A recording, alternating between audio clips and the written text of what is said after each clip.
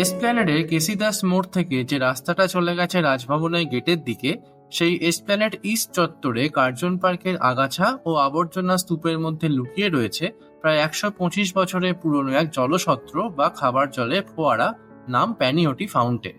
সত্যজিৎ রায়ের পরশপাথর সিনেমাতে আমরা সকলেই দেখেছি।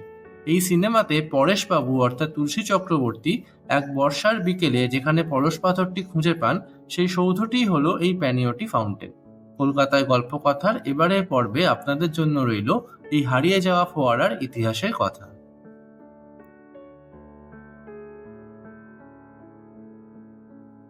সময়টা ১৭৫০ সাল।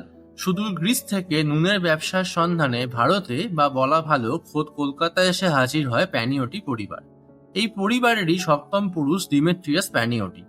১৮৪৯ সালে মাত্র ১৬ বছর বয়সে ডিমেট্রিয়াস একজন কেরানি বা রাইটার হিসেবে যোগ দেন বেঙ্গল সেক্রেটারিয়েটে। বয়সে নিতান্ত বালক হলেও অল্প দিনের মধ্যেই তার কাজের দক্ষতা তাকে পৌঁছে দেয় গভর্নর জেনারেলের দরবার দপ্তরে। এরপর ১৮৮০ সালে লর্ড রিপন ভারতের গভর্নর জেনারেল নিযুক্ত হলে ডিমেট্রিয়াস তার ব্যক্তিগত সহায়কের পদে উন্নীত হন।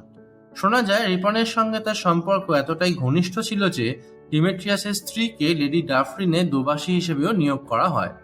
লর্ড রিপনের পরও আরও একাধিক ভাইসরয়ের অধীনে সাফল্যের সঙ্গে কাজ করার সুবাদে স্বয়ং রানী ভিক্টোরিয়ার কাছ থেকে ডিমেট্রিয়াস পান CIE বা কম্প্যানিয়ন অফ ইন্ডিয়ান এম্পায়ার সম্মান। ১৮৯৫ সালে সিমলায় ডিমেট্রিয়াস প্যানিওটির মৃত্যু হওয়ার পর ১৮৯৮ সালে লর্ড কার্জন তাঁর স্মৃতিতে সাধারণ মানুষের ব্যবহারের জন্য এই পানীয় জলের ফোয়ারাটি তৈরি করে দেন। সময়ের নিয়মেই পরবর্তীকালে ক্রমাগত অব্যবহার ও রক্ষণাবেক্ষণের অভাবে অকেজো হয়ে পড়ে ফোয়ারাটি। তবে এখনও কার্জন পার্কের এক কোণে অবহেলায় পড়ে থাকা এই প্রাচীন ফোয়ারাটির সামনে দাঁড়ালে মুগ্ধ হতে হয় তার মুঘল স্থাপত্যশৈলী ও জয়পুরি মার্বেল পাথরের কারুকার্যে। প্রায় ১ শতকের অবহেলা সত্ত্বেও এখনও সেই অতীতের জৌলুস কিছুটা বয়ে নিয়ে চলেছে প্রধান ৪টি স্তম্ভের ওপর পাথর খুঁড়ে তৈরি করা ফুলের মোটিফ, খিলানে ইসলামিক স্থাপত্যের ঢেউ খেলানো কাজ, আর অবশ্যই রাজভবনমুখী খিলানের ওপর খোদাই করা বাইবেল থেকে উদ্ধৃত একটি বিখ্যাত line, "a good name is rather to be chosen than great riches", যা অনেকটা ডিমেট্রিয়াস প্যানিওটির কর্মময় জীবনকেই যেন নির্দেশ করে।